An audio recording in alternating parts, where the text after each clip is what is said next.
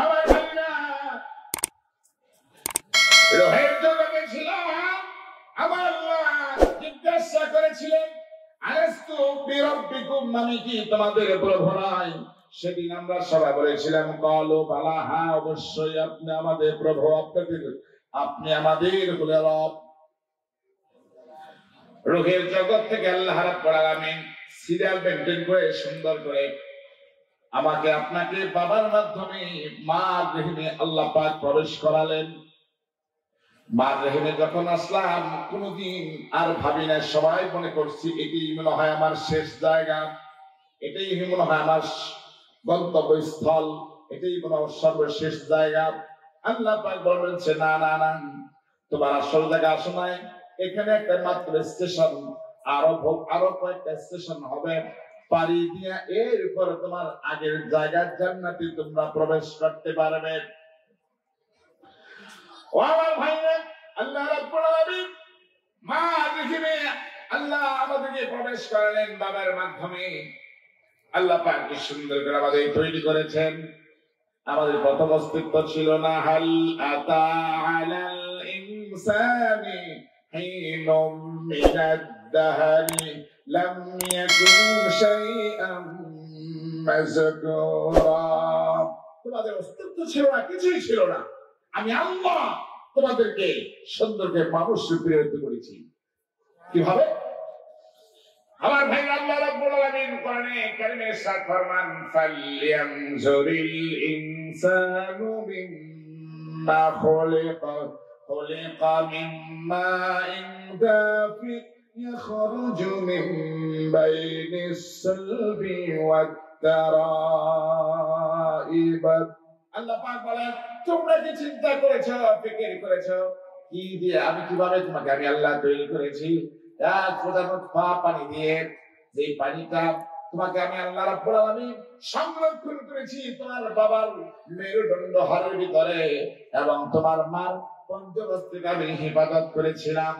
আমি আল্লাহ রাব্বুল আলামিন ওই নুতফাকে তৈরি করেছি, মাটির নির্যাস দিয়ে তৈরি করেছি, অতএব তোমাকেও আমি মাটি থেকে আমি আল্লাহ তৈরি করেছি। জন্য সূরা মুমিনের ভিতরে 18 নম্বর পারা আল্লাহ পাক বলছেন ওয়ালাকাদ খলাকনাল ইনসানা মিন সুলালাতিন মিন তিন। নিশ্চয় আমি 18 নম্বর পারা প্রথম পৃষ্ঠা আল্লাহ পাক বলছেন নিশ্চয় আমি মানুষকে তৈরি করেছি মাটির নির্যাস থেকে। কিভাবে? আমার ভাই আল্লাহ রাব্বুল আলামিন বলে বান্দা শোনো, তোমার বাবা তোমার মা যে চাউল দিয়ে ভাত খাইলো, যে তরকারিটা খাইলো, লাউ খাইলো, সিম খাইলো, আলু খাইলো, টমেটো খাইলো, গাজর খাইলো, ফল ফ্রুট খাইলো, যাই খাইলো, সব কিছুই তো আমি আল্লাহ মাটি থেকে আমি আল্লাহ তৈরি করেছি। মাটি ছাড়া কিছু হয়? ছাদের ভিতরে ফল বাগান করছে, ওখানে মাটি দেওয়া লাগে নাই? টপের ভিতরে মাটি দিছে কিনা জোরে কম? আল্লাহ পাক মাটি দিয়ে। আল্লাহ রাব্বুল আলামিন 30 নম্বর পারা 3 নম্বর সূরা আবাসের ভিতরে আল্লাহ পাক এইভাবে বোঝাই দিয়েছেন ফালয়ানজুরিল ইনসানু ইলা তাআমি আন্না সাবাবনাল মা'a সাব্বা সুম্মা শাকাকনাল আরদা শাক্কা فأنبتنا فيها حبا وعنبا وقضبا وزيتونا ونخلا। আল্লাহর প্রশংসা করে যে আল্লাহু আকবার। আল্লাহ পাক বলে বান্দা তুমি কি লক্ষ্য করেছ তোমার খাদ্য কিভাবে আমি তৈরি করেছি? শুকনো জমিনে তুমি যাই কিছু বলো সেখানে কিছুই হবে না। শুকনা জমিনে তুমি যদি ধান বড়, যেগুলো তুমি গাছ বপন করো কিছুই হবে না। আমি আল্লাহ রাব্বুল আলামিন মুষলধারে বৃষ্টি দেই, ফান্না সাবাবনাল মা'a সাব্বা, মুষলধারে বৃষ্টি দিয়ে সুম্মা শাকাকনাল আরদা শাক্কা, ওই শুকনা জমিনটাকে আমি বিদীর্ণ করে দিই, পেট ফাটাই দিই, এরপর নরম করি, এরপরে তুমি সেখানে বপন করো, সেখান থেকে শস্য হয়, গম হয়, খেজুর হয়, সেখান থেকে আমি আল্লাহ তোমার জন্য খাদ্যের ব্যবস্থা করে থাকি। জোরে বলেন সুবহানাল্লাহ। সব করেছি আমি। দেখো মার রেহেমে চলে আসলাম, এবার খেলাধুলা শুরু করছে, খেলাধুলা শুরু করছে, লড়ে বলছে আর যাবো না, আর যাবো না। আল্লাহ বলছেন না, তোমার যেতেই হবে। এখানে স্টেশন, আরো তো স্টেশন আছে। মার পেটে ভিতরে খানা খাবো। আরে আল্লাহ কত সুন্দর করে আমাদেরকে বানাইছে, কি মায়া করে আবার স্টেশন গুলো আমাদেরকে হেফাজত করেছেন। হুকুম দিলেই শেষ অ্যাক্সিডেন্ট হতো, কিন্তু অ্যাক্সিডেন্ট হয়নি, আল্লাহ হেফাজত করেছেন। সেখানে খাদ্যের প্রয়োজন, নরম খাদ্য। কোথায় কি খাবো? আল্লাহ পাক আমার আপনার মাল প্রতি মাসে যে মাসিক নির্গত হতো রক্ত, সেটাকে বন্ধ করে দিয়েছেন। আর ওই রক্তটা আমার আপনার খাদ্য ব্যবস্থা মুখ দিয়ে না খাওয়াইয়া নাভির সাথে একটা সংযোগ করে পাইপ দিয়ে এখানে খাদ্যের ব্যবস্থা করে দিয়েছিলেন। জোরে বলেন সুবহানাল্লাহ। কারণ হচ্ছে এই মুখ দিয়ে তুমি আল্লাহর প্রশংসা করবা, মুখ দিয়ে ওয়াজ করছ, মুখ দিয়ে কোরআন পড়বা, সত্য কথা বলবা, ভালো কথা বলবা, মিথ্যা আত্মশ্রয় দিবা না। এই মুখ পবিত্র রাখার জন্য রক্ত মুখ দিয়ে না খাওয়ায় নাভির সাথে খাওয়াই দিয়েছিল। যখন আল্লাহ পাক সবাই হলো বাস হুকুম দিলে আমি আসলাম দুনিয়াতে। আসার পরে এবার কি খাবো সেটা আল্লাহ ব্যবস্থা করেছেন। আমরা কই খাবো কি? 4-5টা ছেলে মেয়ে যদি হয়, খাবো কি, খাওয়াবো কি? খাওয়ানোর দায়িত্ব কি আপনার? জোরে বলেন কার? ওমা মিন দাব্বাতিন ফিল আরদি ইল্লা আলাল্লাহি রিজকুহা। এমন কোন প্রাণী নাই যার খাদ্যের ব্যবস্থা আল্লাহ করেননি। জোরে বলেন সুবহানাল্লাহ। আল্লাহ করেছেন, আমার আপনার ক্ষমতা নাই, কখনো নয়, সব কিছু করেছেন। তাহলে আল্লাহ কি খাবো কি? মার বুকের ভিতরে আপনি আল্লাহ পাক আগে থেকে খানা রিজার্ভ করে রেখেছেন। গরমও নয়, ঠান্ডাও নয়। ঠান্ডা বেশি দিলে নিউমোনিয়া হবে, গরম বেশি হলে জিহ্বাতে পড়ে যাবে। নাতিশীতোষ্ণ করে দিয়েছেন আল্লাহ পাক, কুদরতি ভাবে আগুন দিয়ে জাল দিয়ে আমার আপনার জন্য সুন্দর ব্যবস্থা করেছেন। সে আল্লাহর জন্য প্রশংসা করছে। জোরে আল্লাহু আকবার। কাইফা তাকফুরু বিল্লাহি ওয়া কুনতুম মুআতান ফাহিয়াকুম সুম্মা ইউমীতুকুম সুম্মা ইউহয়িকুম সুম্মা ইলাইহি তুরজাউন। কিভাবে নাফরমানি করবেন না? তোমার মৃত্যু ছেড়ে আমি জীবন দিলাম, আবার তোমাকে মৃত্যু দিব, আবার তোমাকে মৃত্যু হবে, আবার ফেরা শুরু। তাহলে আসলাম মার পেটে থেকে, আল্লাহ পাক না এখানে স্টেশন, এখানে থাকার জায়গা নাই, তুমি যাও। এবার দুনিয়াতে আসলাম। পৃথিবীতে আসার পরে কয় কি আর মনে যাওয়া লাগবে না। 20 বছর 30 বছর হয়েছে, খাওয়া দাওয়া করতে যাও যাও করো, এমন ভাবে হয় মনে আর যাওয়া লাগবে না। আমার ভাই আল্লাহ রাব্বুল আলামিন বলেন না না না, রূহের জগৎ থেকে তোমার মার আলমে বাদন অর্থাৎ তোমার মার পেটে ছিল, সেখানেও থাকতে পারো না। আর স্টেশন হলো দুনিয়া, আলামে দুনিয়াটা আলাম। এই দুনিয়া তোমার থাকার জায়গা না। এই জায়গার ভিতরে অল্প সময়ের জন্য আমি আল্লাহ তোমাকে পাঠিয়েছি। কেন পাঠিয়েছি শোনো। আল্লাযী খালাকাল মাউতা ওয়াল হায়াতা লিয়াবলুয়াকুম আইয়ুকুম আহসানু আমালা। 29 নম্বর পারা প্রথম পৃষ্ঠাতে সূরাতুল মুলকের ভিতরে আবার আল্লাহ বলেন, আমি আল্লাহ তোমার মৃত্যু দিয়েছি এবং জীবন দিয়েছি। আমি আল্লাহ তোমাকে পরীক্ষা করব কি উত্তম কাজ করে। সুবহানাল্লাহ বলবেন একটু। আল্লাহ পাক আমাকে বানাইছে পরীক্ষার জন্য। পরীক্ষা, এবার পরীক্ষা যদি হয়, সাধারণত পরীক্ষা আমাদের একটা কেন্দ্র হয়। এই কেন্দ্রটা কোথায়? আল্লাহ পাক বলছেন কেন্দ্রটা হলো আর একটা জগৎ আছে, সেই জগতের নাম হলো আলমে বারজাখ, কবরের জগৎ। ওখানে সেন্টার, সেখানে যে তোমার পরীক্ষা দিতে হবে। এবার আমার ভাইরা লক্ষ্য করে শুনো, আমার দিকে তাকান। যে কোনো পরীক্ষা হয়, পরীক্ষার কোশ্চেন গুলো আগে দেওয়া হয় না, বরং আগে আমাদেরকে দেওয়া হয় না, বরং ওই সেন্টারে যাওয়ার পর আমাদের পরীক্ষা দেওয়ার কাগজ দেয় যে এই প্রশ্ন, ঠিক না? কিন্তু আল্লাহ রাব্বুল আলামিন কম করুণাময় দয়ালু আল্লাহ আমাদেরকে 3টা প্রশ্ন করবেন। ওই প্রশ্নের উত্তর দিতে হবে। ওই কষ্টগুলো শেখার জন্য আল্লাহ পাক দুনিয়াতে 50 থেকে 60 বছর 100 বছর আল্লাহ হায়াত দিয়েছেন। এটা আল্লাহর কৃপা ছাড়া কিছুই না। বলে ঠিক কিনা? যদি কষ্ট কি করবে এটা না করতে তা আরো বিপদ করতাম, সর্বনাশ। আল্লাহ পাক বলছেন দুনিয়ার থাকার জায়গা না, তোমার জায়গা কবর। ওই কবরে যেতে হবে। কবরে যখন যাবে মানুষ, তো কবরে যাওয়ার আগে তো আমার মৃত্যুটা হতে হবে। এই মৃত্যুটা খুব কঠিন এক জিনিস। এখান থেকে কেউ বাঁচতে পারেও নাই, আর বাঁচতেও পারবেও না, ঠিক কিনা? গরিব হোক, দুঃখী হোক, রাজা হোক, বাদশাহ হোক, প্রেসিডেন্ট হোক, একজন পাইলট যদি হয় সেও মারা যায়, একজন সাধারণ একটা রিক্সা চালক সেও মারা যায়, দিন মজুরও মারা যায়, রাজা প্রজারা মারা যায়। কেউ মৃত্যু থেকে রেহাই পায় না, পাবেও না, কেউ বাঁচতে পারে না। যেমন ঠিক কিনা? কুল্লু নাফসিন যায়িকাতুল মাউত। যার জীবন আছে তার মরণ আছে, অবশ্যই এখান থেকে পেপার পাওয়া যাবে না। আল্লাহ পাক বলছেন বান্দা তুমি কোথায় পালাবে? পালানোর জায়গায় পাইবা না। কোরআন বলছেন আইনামা তাকুনু ইউদরিকুমুল মাউত ওয়ালাউ কুনতুম বুরুজিন মুশাইয়াদা।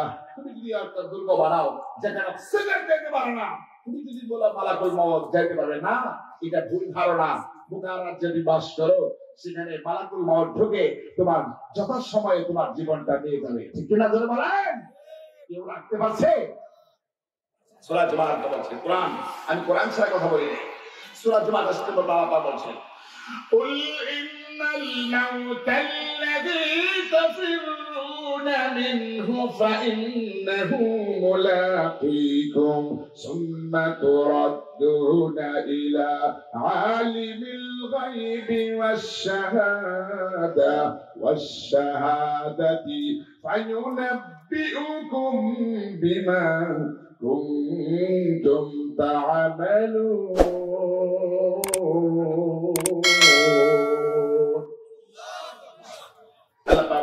আপনি বলে দেন তোমরা যদি মরণ থেকে মৃত্যুতে পলায়ন করো, কিন্তু মৃত্যু তোমাকে পলায়ন করবে না। তুমি যেখানে যাবে সেখানে যাবে। তার মৃত্যুটা আমার আপনার অনিবার্য, কিন্তু মৃত্যু অত্যন্ত কঠিন। আমি বিস্তারিত বলবো, আমার বড় আলেম আছে, শুধু একটু বলছি। তাজা ছাগল জবে ছাড়া যদি তার চামড়াটা যদি ছিলে, তাহলে হ্যাঁ ভাবনা আওয়াজ করবে, কত কষ্ট হবে। সেই বুঝে একটা কোটি কোটি কোটি দিন কষ্ট হবে একটা মানুষের জীবন যখন মালাকুল মউত নিয়ে যায়। কিন্তু যদি আপনি তেমন রাখবেন, যদি কোন মানুষ ঈমানদার হয়, যদি ঈমান অবস্থায় মৃত্যুবরণ করে, তার যদি আল্লাহ তার প্রতি খুশি হয়, তার মৃত্যুটা হবে এবং যে সে তার মার কোলে শুয়ে শুয়ে দুধ খাচ্ছে, খাইতে খাইতে পান করতে ঘুমায় পড়ছে, তেমন কোন বুঝতে পারে না, তদ্রুপ এবং জীবনটা নিয়ে যাবে সে বুঝতেই পারবে না। শুধু তাই নয়, ফেরেশতারা সাতাশ সম্রাটটায় রওনা আছে, বর্ণনা আছে, তার সামনে জান্নাতের সব দৃশ্য তার সাথে স্থাপন করবে। দেখো জান্নাতে দেখার সাথে সাথে তার সব দুনিয়া দুঃখ সব হয়ে যাবে, আর বলবে আমাকে নিয়ে যাও, আমি দুনিয়া থাকবো না, জান্নাতেই যেতে চাই। সুবহানাল্লাহ। والنازعات غرقا والناشطات نشطا والسابحات سبحا فالسابقات سبقا। এই আয়াতের তরজমা ব্যাখ্যা আমার সবাই এতটুকু দিয়ে যাচ্ছি। 30 নম্বর পারা 2 নম্বর সূরা আল্লাহ পাক সূরা আন-নাজআ। আল্লাহ পাক বলেন মৃত্যুটা খুব সহজ হবে মুমিনের, কিন্তু মনে রাখবে যদি তোমার বেঈমান হও, তুমি যদি ঈমান হারা হও, তোমার মৃত্যুটা হবে এমন কঠিন যে রূহটা এইভাবে দৌড়াদৌড়ি করবে, মাথা থেকে পা, পা থেকে হাত দৌড়াদৌড়ি করবে, এমন ভাবে সমবেত থাবা দিবে, একটা থাবা দিয়ে তোমার জীবনটা নিয়ে যাবে। গরকা, এই গরকার একটাও আপনি এখানে ওয়ান্নাজিআতি গরকা আল্লাহ পাক বলছেন। গরকার শব্দের অর্থ আমি একটা সুন্দর অর্থটা বুঝাই দিয়ে আমার ওয়াজের শেষে যাচ্ছি। গরকা শব্দ তো ডুব দেওয়া। আমাদের এলাকায়, এখানে তো আমাদের এলাকার লোক খুব কমই দেখেন, বেশিরভাগ তো এখানে ভাড়া থাকেন, আপনারা বিভিন্ন বাড়ি করছেন, মেহমান, আমি চিনিও না অনেকে। বর্ষা মাসে যখন আমাদের পানি হয়, পানির মধ্যে শাপলা হয়, শাপলার ভিতরে উপরে একটা ফুল হয়, ফুলের থেকে একটা ফল হয়, ফুলটা বড় হয়ে থাকে, ফল হয়। ওইটি ফলের নাম কি জানেননি? আমাদের দেশে গ্যাপ, আপনাদের কি হয় আল্লাহ জানে। এক দেশের গালি আর দেশের গুলি, ঠিক কিনা জোরে খাওয়া। সিলেটে কি কয় বুঝি না, আমার ভাষায় বুঝি না। এই যে পরশুদিন রৌমারে গেছি, ওখানেও কিছু ভাষা বুঝি, সে বুঝি না, আল্লাহ জানে। তাহলে এক এক সময় ভাষা, ঠিক না? হ্যাঁ, ওয়াজ মাহফিল করি, কত সুন্দর ওয়াজ মাহফিল করার পরে সিলেটের মানুষ ভালো মানুষ, কিন্তু আসলে ভাষা বুঝি না, হতো অনেক কষ্ট হচ্ছে। হয় খিদা করছে, কত ওয়াজ করলে আপনি ওয়াজ ভালো পাচ্ছেন, খিদা খাইবেন, আপনাদের সব রেডি হয়ে গেছে, কি খাইবেন? আপনি কি শুকনা গু খাইবেন নাকি ভিজা গু খাইবেন? ঢাকা থেকে বসে সব করছে 3 ঘন্টা ওয়াজ করে 5 ঘন্টায় বলে যে গু খাইতে দিয়েছি। দিশা না ভাইয়া, রাত বাজে 3:30 করে খাইবেন নি, ওয়াজ করতে না, রোজা রাখছি, খাব না। রাত 3 নামসে রোজা রাখি সে দাওয়াত দিছে, উনি বসে হুজুর খেলা দিয়েছে, রাগ করেন কে লেগে? রাগ করছে, রাগ করুন কি বেটাতে বলছে আমাদের যে শুকনা গুনা ভিজা গুলি। আমি কি বুঝলাম মনে তো হুজুর মনে কষ্ট নেন না, রপ্তানি এলাকায় তো আমি চাকরি করি, ও তো চাকরি করে না।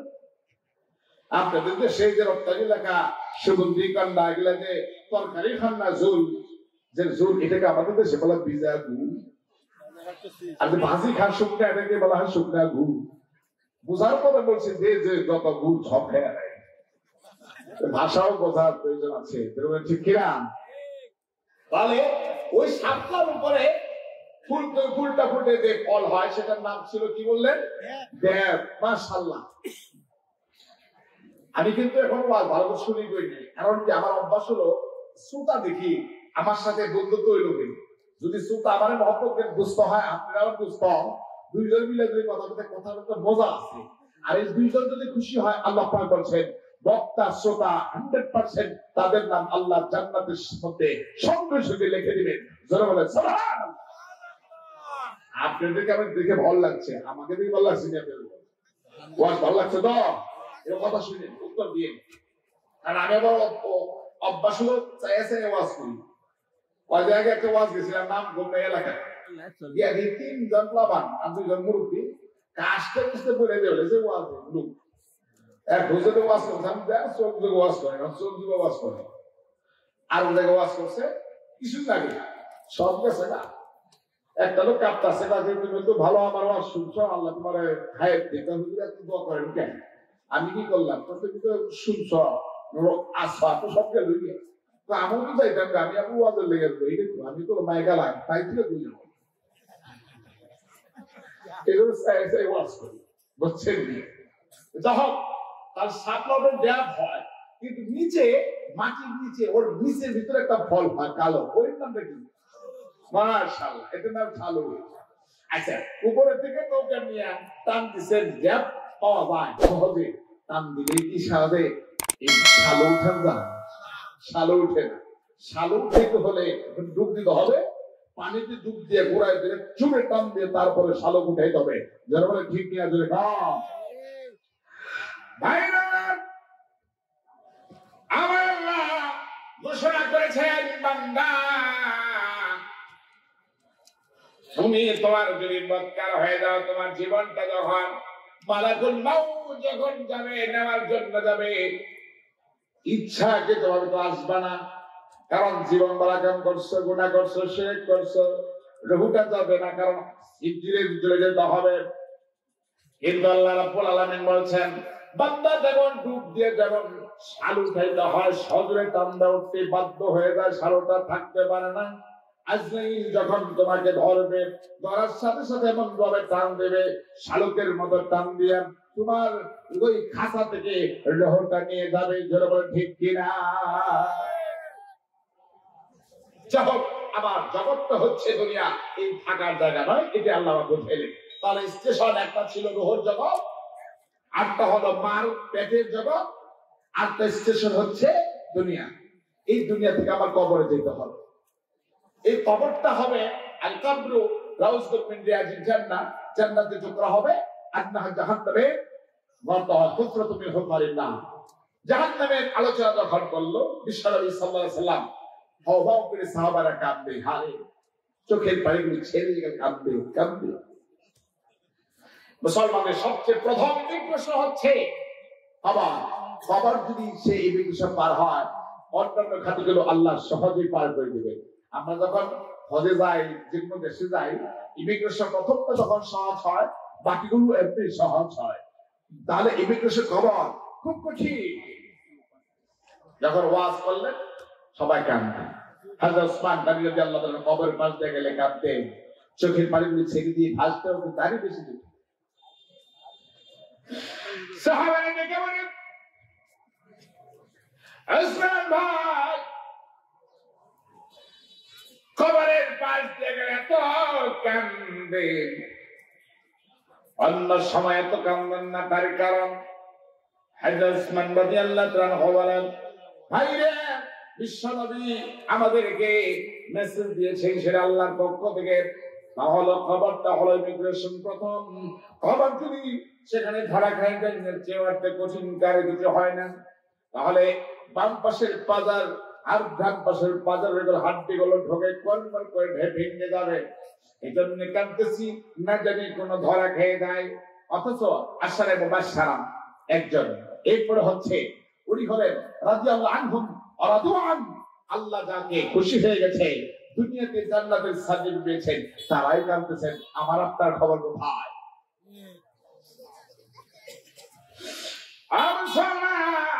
তাই নয়, মা বোনেরা লক্ষ্য করে শোনেন, হযরত খাদিজাতুল কুবরা রাদিয়াল্লাহু আনহা চোখের পানিগুলো ছেড়ে দিয়ে কাঁদতেছেন। নবীজি বলেন, খাদিজা তুমি কেন কাঁদো? খাদিজা চোখের পানিগুলো ছেড়ে দিয়ে কাঁদে আর বলেন, হুজুর আপনি হলেন সাইয়্যিদুল মুরসালিন খাতামুন নবিয়্যিন, আশরাফুল আম্বিয়া, সকল নবীর নবী সভাপতি, আর আপনি হলেন আমার স্বামী। আপনার কাছে একটি আবদার হচ্ছে, মানবেন কি মানবেন না বলুন? হযরত খাদিজা দেখে বলছে, খাদিজা যখন বললেন, ঈশ্বরী বলছেন, খাদিজা তোমার কথা কেন মানবো না? আমার দুঃসময় যখন আমার পাশে কেউ ছিল না, আমার বাবা নাই, আমার চাচারা পর্যন্ত সবাই দূরে সরে যায়, আমাকে ব্যত্যাঘাত করে, আবু লাহাব মারে, আবু জেহেল মারে, সবাই মারে আমাকে, মানে আমার পাশে কেউ ছিল না। তখন দুঃসময়ের সময় সেদিন একমাত্র পাশে ছিলে তুমি। হযরত খাদিজা কুবরার সম্পর্কে বিশ্বনবী বলেছেন, তৎকালীন সময় তার যে সম্পদ ছিল, স্বর্ণই কমপক্ষে ছিল 15 মণ স্বর্ণ। যেন বলে সুবহানাল্লাহ, 15 মণ স্বর্ণ। হিসাব করে 15 বড়ি নয়, 15 তোলা নয়, এলা কত টাকা হযরত খাদিজা আল্লাহ দিয়েছিলেন, আরো সম্পদ যা দিয়েছেন, টাকা পয়সা স্বর্ণ গহনা। হযরত খাদিজা ইসলাম গ্রহণ করলেন, প্রথম মহিলাদের, বয়স্ক মহিলাদের মধ্যে সবচেয়ে প্রথম হযরত খাদিজা ইসলাম গ্রহণ করেছেন। এরপর যখন বিবাহ হয়েছে, হওয়ার পরেও হযরত খাদিজা বলছে, ইয়া রাসূলুল্লাহ, হাবিবাল্লাহ, আমার স্বর্ণ, আমার গহনা যা আছে, স্থাবর যা আছে, সব আল্লাহ সন্তুষ্টির জন্য, আপনার জন্য, ইসলাম ধর্মের জন্য সবকিছু আমি অর্থ করে দিয়ে দিলাম। চিৎকার করে বলুন সুবহানাল্লাহ। আমার কিছুই প্রয়োজন নাই, নিয়ে যাবো তো। নবীজি বলেন, খাদিজা দুঃসময়ে কি করে আমার হেল্প করেছে, আমার সাহায্য করেছে, ইসলাম সমন্ত করেছে, ইসলামের পতাকা উড্ডীন করতে দেয়, যা যা প্রয়োজন আছে। ওই সময়ে চতুর্পাশে শত্রু ছিল, একজন বন্ধু ছিল না। ওই সময় তুমি আমাকে হেল্প করেছো, সাহায্য করেছো। আমি নবী তোমার কথাগুলো ছেড়ে দিব না, বলো তোমার কি আর জি আছে? হযরত খাদিজা একেবারে হুজুর, আমার 3টা আরজি আছে আপনার কাছে। 1 নম্বর আরজি হলো, আমার যখন মৃত্যু হয়ে যায়, মৃত্যু তো হবে, মৃত্যুর পর আমাকে যে কাফনের ব্যবস্থা করবেন, আপনি তো সাধারণ বাজার থেকে সাদা কাপড় দিয়ে 5টা কাপড় দেবেন। পুরুষকে দেওয়া হয় 3টা, মহিলাদেরকে দেওয়া হয় 5টা।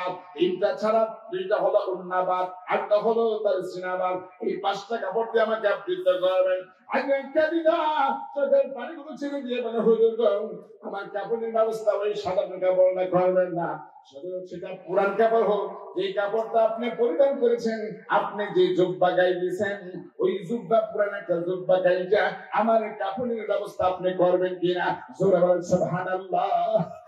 নবীজি দেখে বলে, খাদিজা, আমার জুব্বা দিয়ে তোমার জন্য কাপড়ের ব্যবস্থা করে তোমার কি লাভ হবে?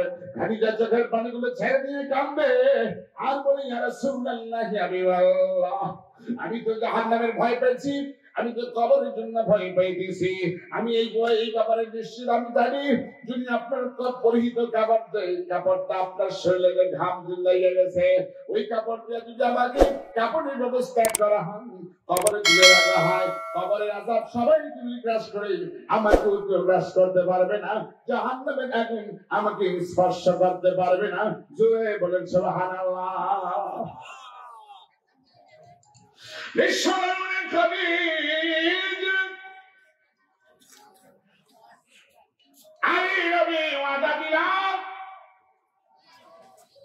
তোমার এই কথা আমি মানলাম, তোমার মৃত্যুর পরে কাপড়ের ব্যবস্থা করা হবে। সাধারণ কাপড় নাই, কোন নতুন কোন কাপড় প্রয়োজন নাই। আমি যে কাপড় পরছি, ওই একটা জুব্বা কেটে তোমার কাপড়ের ব্যবস্থা আমি নবী করে দিব। সুবহানাল্লাহ বলবেন না তো? আর কোন আছে? খাদিজা ডেকে বলে, ইয়া রাসূলুল্লাহ, 2 নম্বর আমার চাহিদা হচ্ছে, কবরের মাটি যখন আমার উপরে দিবে, ওই কবরের এই পাশ ও পাশ 2 পাশে আপনি আপনার খুব পবিত্র আপনার পা মোবারক দিয়ে একটু হাঁটাহাঁটি করে পাড়া দিবেন। নবীজি ডেকে বলে, খাদিজা, তোমার কবরের সেখানে মাটির মধ্যে আমি যদি পাড়া দিই তার লাভ কি হবে?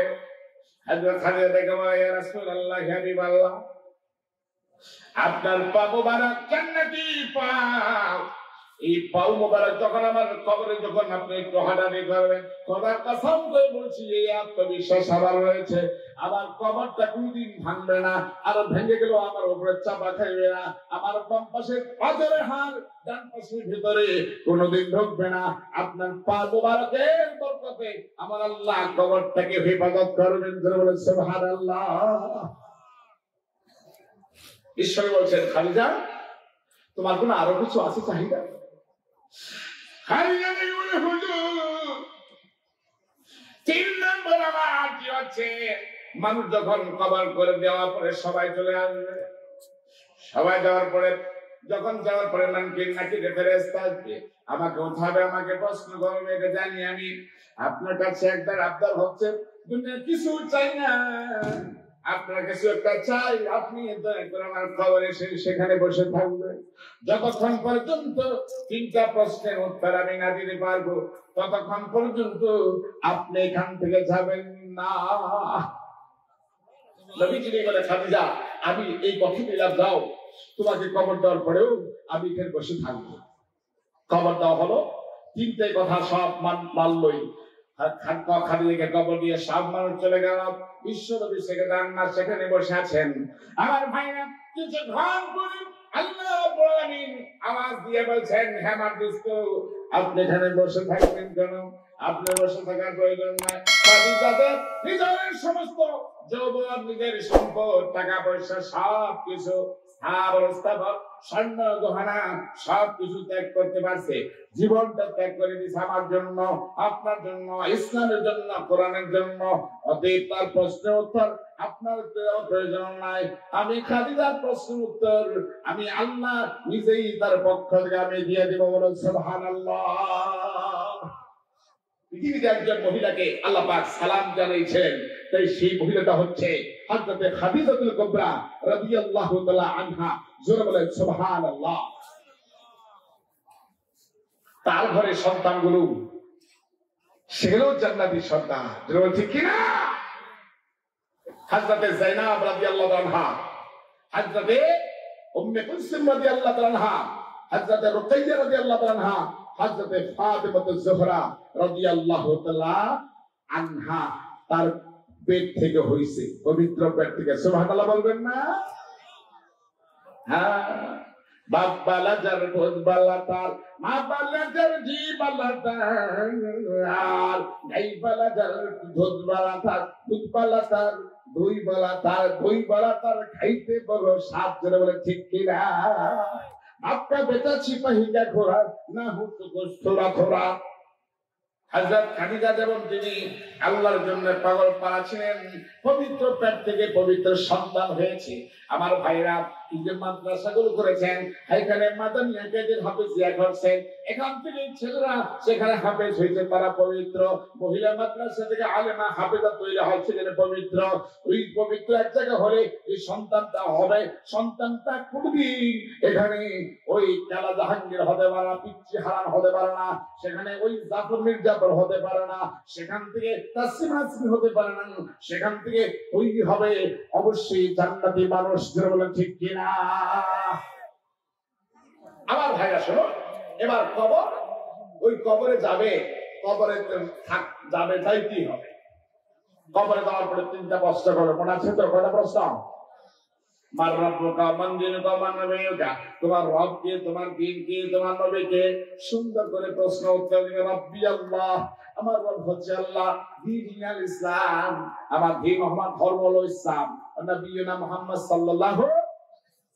সেদিন বাংলাতে কথা বললে হবে না, ইংরেজিতে বললে হবে না, সেদিন একটা ভাষা হবে। ভাষাটার নাম কি?